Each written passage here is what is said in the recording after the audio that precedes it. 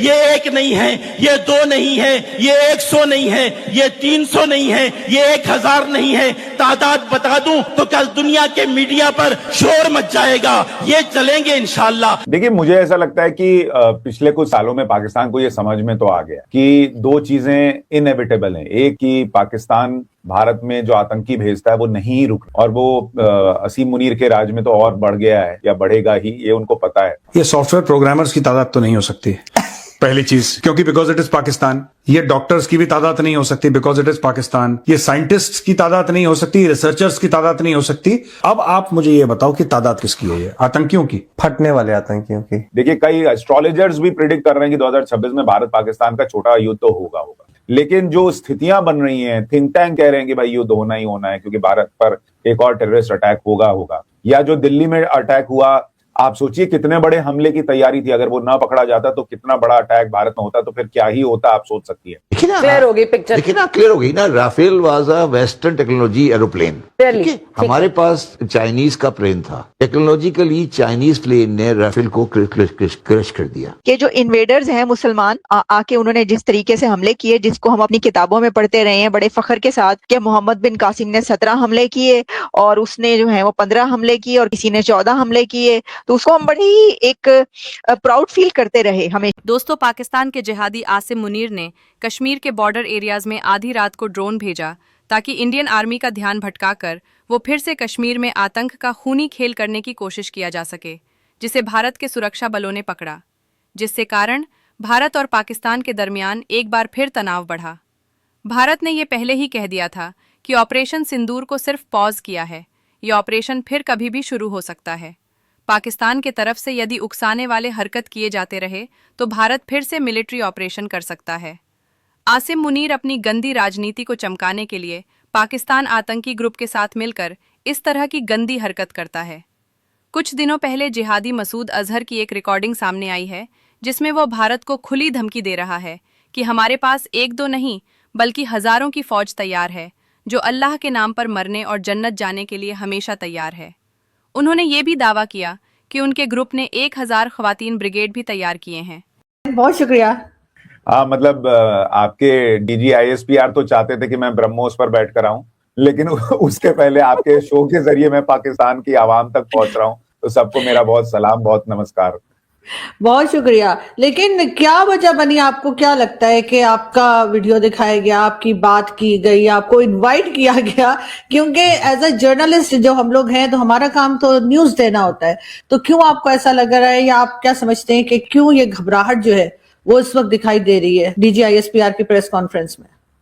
देखिए, मुझे ऐसा लगता है कि पिछले कुछ सालों में पाकिस्तान को ये समझ में तो आ गया है कि दो चीजें इनएविटेबल हैं। एक कि पाकिस्तान भारत में जो आतंकी भेजता है वो नहीं रुकना है, और वो असीम मुनीर के राज में तो और बढ़ गया है या बढ़ेगा ही, ये उनको पता है। तो वो वही करेंगे जो वो करते आए हैं, और अब ये जो भारत है ये छोड़ेगा नहीं, ये भी उनको समझ में आता है। तो पिछली बार क्या था कि भारत की सरकार ने बोल के, क्योंकि यहाँ गुस्सा बहुत था, लोगों की एक्सपेक्टेशन बहुत थी कि भाई कब एक्शन होगा, कब एक्शन होगा, तो प्रधानमंत्री ने सबको बोला था कि जवाब तो दिया जाएगा। लेकिन इस बार चूंकि ऑपरेशन सिंदूर पार्ट 2 होना है, ये सबको पता है, और जो तैयारियां दिख रही हैं, तो पाकिस्तान को ये समझ में तो आ रहा है, मुझे लगता है पाकिस्तान की सेना को, कि ये एक्शन तो होगा। कब होगा, नहीं होगा, ये वो अभी तय नहीं कर पा रहे। तो वो क्लोजली मॉनिटर कर रहे हैं चीजों को। अब उनकी दुर्दशा अगर ये है कि उनके यहाँ पर अगर सोर्सेज जो हैं वो काम नहीं आ रहे, या जो उन्होंने यहाँ स्पाई भेजे होंगे वो या तो पकड़े गए हैं या भेज नहीं पा रहे हैं, जो भी हो रहा हो, तो वो अब भारतीय चैनल्स पे नजर रख रहे हैं, मुझे लगता है कि वहां से क्या खबर मिल रही है। और चूंकि पाठशाला को बहुत लोग देखते हैं, उनको लगा हो कि यहीं से अच्छी ऑथेंटिक सोर्स से खबर मिलेगी कि क्या हो सकता है, नहीं हो सकता। तो हम तो बड़ी नॉर्मल सी बात कह रहे थे कि भाई US थिंक टैंक की भी रिपोर्ट आई हुई कि अफगानिस्तान भी मारेगा, भारत को मारेगा ही मारेगा। उसको उन्होंने एकदम से दिल पे ले लिया कि भाई ये तो मारने आने वाले। तो घबराहट है, मुझे लगता है ये, और इसलिए जहां से वो चीजें निकाल के और एक माहौल, एक बेस बना रहे हैं कि देखो भारत ये करने वाला है, देखो भारत ये करने वाला है, उसकी चीज ज्यादा मुझे लग रही है। लेकिन ढाका में जिस तरीके से मुलाकात हुई थी डॉक्टर जयशंकर की, हमारे जो नेशनल असेंबली के स्पीकर है, उसके बाद तो लग रहा था कि शायद ये जो नया साल शुरू हुआ है वो थोड़ा सा मन लेकर आएगा, कुछ चीजें जो हैं वो सॉर्ट आउट की जाएंगी, बातचीत होगी। आपको लग रहा है ऐसा कुछ होगा इस साल में? देखिए, वैसे तो आप कहेंगे तो भारत ने प्रयास किया था, भारतीय पीएम जो है वो नवाज शरीफ से भी मिलने चले गए थे, लेकिन आपके मुल्क की प्रॉब्लम क्या है, मतलब पाकिस्तान में स्पेशली जो सेना है और वहां जो लोग हैं उनकी प्रॉब्लम क्या है कि उनके अपने इंटरनल फैक्टर्स इतने ज्यादा खराब हो रखे हैं कि आपके यहाँ महंगाई इतनी है, आपके यहाँ जो ग्रोथ है वो उतनी नहीं है, आप कर्जा लेके देश चल रहा है पाकिस्तान। तो उन सारी चीजों को ढकने के लिए उनको एक ही रास्ता दिखता है कि कैसे हम भारत से एंगेज करते रहें और ये दिखाते रहें कि देखो भारत के साथ हमने ये किया, भारत ने ये कर दिया, वो कर दिया। तो फोकस खुद को बढ़ाने पे कम और भारत को गिराने पे ज्यादा है। तो इसलिए जयशंकर मिलने या कोई और मिलने, मुझे नहीं लगता कि बहुत फर्क पड़ने वाला है, क्योंकि देखिए एक हद तक जब आप किसी चीज को बड़ा करने जाते हैं तो वो एक हद तक तो आपके कंट्रोल में रहती है, उसके बाद वो आपके हाथ से भी निकल जाती है। कि क्योंकि मोदी साहब ने ये कहा कि मजहबी आतंक, अब बात ही होती है कि जब भी मजहबी आतंक की बात होती है ना, और जो ऑपरेशन सिंदूर हुआ और पाकिस्तान और इंडिया के बीच जब भी होती है तो वो और मुसलमानों की भी जब बात होती है तो मजहबी आतंक जो है वो एक ही तरफ जाता है, क्योंकि हर जगह से एक ही चीज हो रही है, एक ही तरफ से हो रही है। तो इसलिए वो लगता है कि इशारा जो है ना वो पड़ोसियों की तरफ है। सिर्फ ये बात है। क्यों मेरा कोई पाकिस्तान भाई मेरे साथ इस समय बात कर ले इस बात के ऊपर कि अगर आप बात कर रहे हैं मजहबी आतंक, इट इज सर्कमस्टेंशियल। जब हिंदुस्तान और पाकिस्तान एक था as Hindustan, what was the मजहबी आतंक?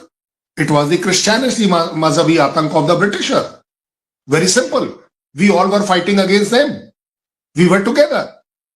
उस समय हमारे लिए जो आतंक था पूरे देश का, वो ब्रिटिशर्स का आतंक था जी। वो तो सर वो तो कॉलोनियलिज्म था ना, मजहबी आतंक तो वो नहीं था। मैं इस बात को मान सकता हूं आपकी बात, लेकिन जब हम बात कर रहे हैं वो कॉलोनियल वाली बात जो कर रहे हैं ना, आप एक बात बता दीजिए, उससे पहले मेरे यहां पर क्रिश्चियनिटी कहां थी? हिंदुस्तान में क्रिश्चियनिटी कहां थी?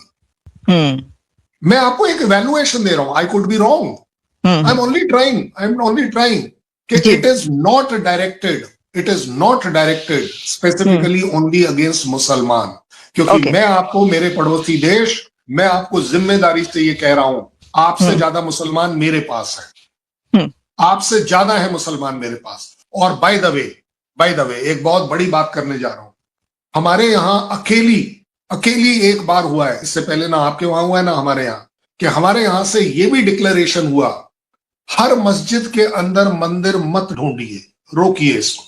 जी ये भी हमारे यहीं से आया है। हाँ, बिल्कुल ऐसे मैं कोट कर सकता हूँ, ये हमारे आरएसएस चीफ भागवत साहब ने दिया है। भागवत, बिल्कुल एग्जैक्टली। आरएसएस के चीफ ने कहा था कि नहीं इस तरह ना करें, हाँ निकल आएगा, इसलिए आप छोड़ दें, इसको ना करें, ना ढूंढें। उनका कहने का मतलब समझने की कोशिश करिए, ठीक है, क्योंकि उस समय राम मंदिर से रिलेटेड और बाबरी मस्जिद से रिलेटेड डिस्प्यूट चरम सीमा पर था, it was taking abnormal Heights and propaganda was highest. लेकिन प्रॉब्लम ये है, नहीं, लेकिन कंसा प्रॉब्लम ये है कि वो ये कहते हैं कि जी उन्होंने जो बाबरी मस्जिद थी उस वक्त नहीं कहा, यानी ये बात उस वक्त अगर कही जाती तो वो एक इतना बड़ा जो एक इशू क्रिएट हुआ, और उसके बाद आपको पता है पाकिस्तान के अंदर कितने टेम्पल तोड़े गए।